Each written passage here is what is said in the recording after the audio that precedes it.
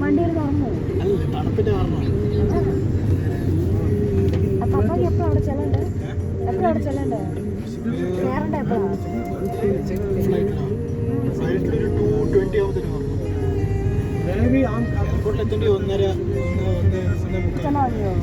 അപ്പൊ നമ്മളങ്ങ് ഒരു മണി ഒന്നര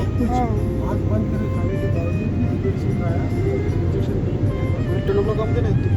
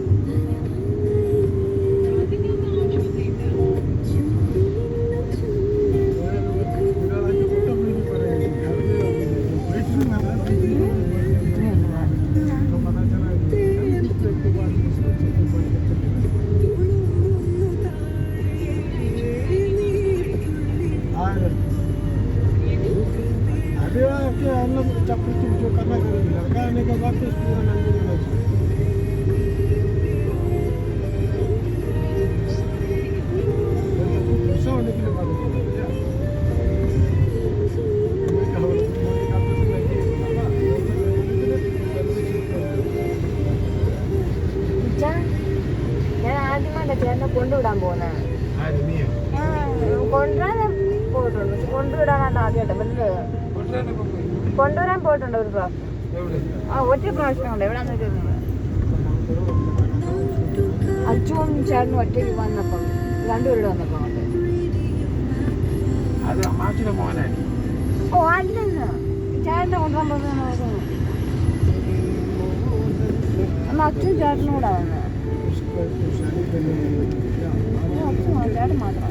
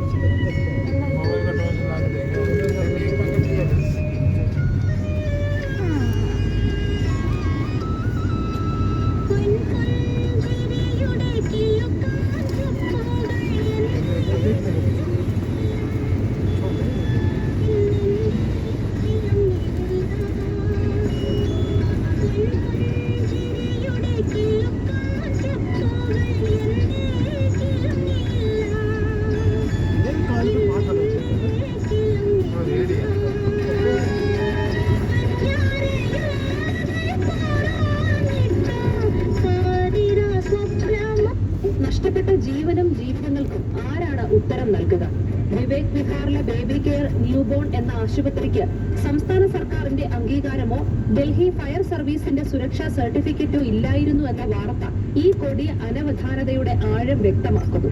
ഒരു ഡോക്ടറാണ് ഈ സ്ഥാപനത്തിന്റെ ഉടമസ്ഥൻ. നവജാത ശിശുവിന് പരിക്കേറ്റ സംഭവത്തിൽ ഈ ഡോക്ടർക്കും ജീവനക്കാർക്കുമെതിരെ മുൻപും പരാതി ഉണ്ടായിട്ടുണ്ട്. പക്ഷേ കുറ്റപത്രം തയ്യാറാക്കിയപ്പോൾ മുതലാളി ഒഴിവായി, ഒരു നേഴ്സ് പ്രതിയുമായി. നഴ്സിംഗ് ഹോമിനോടനുബന്ധിച്ച് ഓക്സിജൻ സിലിണ്ടർ വിൽപ്പനയും നടന്നു വന്നിരുന്നു. ഇതിനായി സൂക്ഷിച്ചിരുന്ന സിലിണ്ടറുകൾ പൊട്ടിത്തെറിച്ചതാണ് അപകട വ്യാപ്തി വർദ്ധിപ്പിച്ചതെന്ന് കരുതുന്നു. ദിവസങ്ങൾ മാത്രം പ്രായമായ പൊടിക്കുഞ്ഞുങ്ങളാണ് മരിച്ചത്. നിയോനാറ്റൽ ഐസിയുവിൽ കഴിയുന്ന കുഞ്ഞുങ്ങളും ഇതിൽ ഉൾപ്പെടുന്നു. അമ്മമാരെ ഇത്തരം ഐസിയുവിൽ നിർത്തില്ല.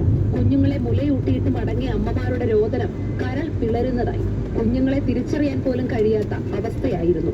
രാജ്കോട്ടിലെ വിനോദസഞ്ചാര കേന്ദ്രത്തിലുണ്ടായ തീപിടുത്തത്തിൽ മരിച്ച 4 കുട്ടികൾ 10 വർഷത്തിൽ താഴെയുള്ളവരാണ്. ഫയർഫോഴ്സിന്റെ NOC കൂടാതെയാണ് ഈ വിനോദസഞ്ചാര കേന്ദ്രവും പ്രവർത്തിച്ചിരുന്നത്. ആശുപത്രിയിലെ സിലിണ്ടർ കച്ചവടമാണ് ദുരന്ത വ്യാപ്തി വർദ്ധിപ്പിച്ചതെങ്കിൽ രാജ്കോട്ടിൽ കാർ റേസിംഗിന് വേണ്ടി വാങ്ങി സൂക്ഷിച്ചിരുന്ന 2000 ലിറ്റർ ഡീസലാണ് അവിടെ ഇത്രയേറെ മരണത്തിനിടയാക്കിയത്. നമുക്ക് ചുറ്റും തന്നെയുണ്ട് ഇത്തരം അപകടക്കെണികൾ ധാരാളം. അശ്രദ്ധയുടെയും അനവധാനതയുടെയും ഫലമായി നമ്മുടെ നാട്ടിലും എത്രയോ ദുരന്തങ്ങൾ അരങ്ങേറുന്നു. ആശുപത്രികളും വിനോദസഞ്ചാര കേന്ദ്രങ്ങളും ഇതിൽ നിന്ന് മുക്തമല്ല. നമ്മുടെ പല ആശുപത്രികളുടെയും സ്ഥിതി തന്നെ എടുത്താൽ അത് ബോധ്യമാകും. വിനോദസഞ്ചാര കേന്ദ്രങ്ങളുടെ കാര്യം പറയാനുമില്ല. പ്രാഥമിക സൗകര്യങ്ങൾ പോലും കേന്ദ്രങ്ങൾ, സുരക്ഷാ ബോധം, വിനോദസഞ്ചാര കേന്ദ്രങ്ങൾ എന്നിവയൊക്കെ നമ്മുടെ നാട്ടില് സുലഭമാണ്. കോളേജുകളുടെ അവസ്ഥ പോലും അനുദിനമെന്നോണം വാർത്തകളിൽ നിറയുന്നു. ഇടുക്കി മെഡിക്കൽ കോളേജിലെ 2ാം വർഷ MBBS വിദ്യാർത്ഥികൾ കഴിഞ്ഞ ബുധനാഴ്ച മുതൽ വായ മൂടിക്കെട്ടി സമരത്തിലാണ്. ലെക്ചർ ഹാൾ, ലാബ് സൗകര്യം, ഇരിക്കാനുള്ള തുടങ്ങിയ പ്രാഥമിക ആവശ്യങ്ങൾക്കായാണ് അവരുടെ സമരം. പ്രവേശന പരീക്ഷ എഴുതി നല്ല മാർക്ക് വാങ്ങി പഠിക്കാനെത്തിയ കുട്ടികൾക്ക് ഇതൊന്നും കൊടുക്കാനാവാത്ത സർക്കാർ എങ്ങനെയാണ് ഇവിടെ എത്തുന്ന പാവപ്പെട്ട രോഗികൾക്ക് ആവശ്യമായ പ്രാഥമിക സൗകര്യം ഒരുക്കുക? അപര്യാപ്തതകൾ ചൂണ്ടിക്കാട്ടി national medical council Idukki medical കോളേജിന് ഷോക്കോസ് നോട്ടീസ് നൽകിയിരുന്നു. നമ്മുടെ വിനോദ മേഖലയിലെ അപാകതകളും അപകടം വിളിച്ചു വരുത്തുന്നു. ബീച്ചുകളും വെള്ളച്ചാട്ടങ്ങളും എത്രയോ പേരുടെ ജീവനെടുത്തു. താൽക്കാലികമായി തയ്യാറാക്കുന്ന പല വിനോദ കേന്ദ്രങ്ങളിലും ആൾത്തിരക്കിൽ അപകടം ഉണ്ടാകാതിരിക്കുന്നത് ഭാഗ്യം കൊണ്ട് മാത്രം. കുട്ടിയടച്ച ടെന്റുകളിലും മറ്റും ഒരുക്കുന്ന വിസ്മയങ്ങൾ കാണാൻ അവധി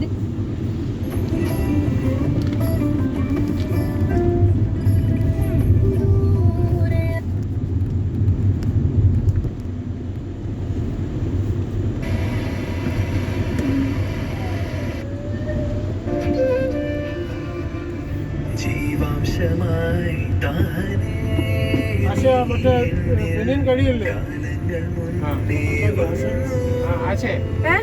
പിന്നെയും കഴിയത് കറയെല്ലാം പോയി കേട്ടോ.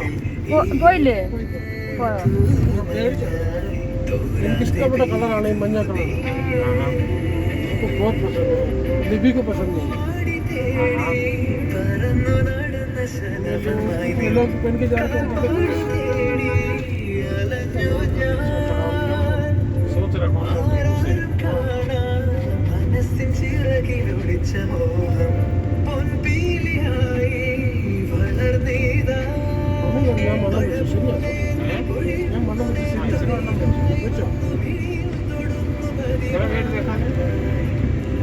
वेट कर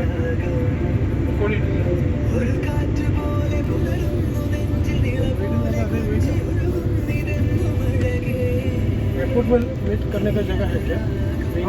हाँ, मैंने सामान का D6 में D6 है मैंने पिलर यहाँ उड़ा यहाँ कहाँ के 3 है देखिए टांग के जा रहा हूँ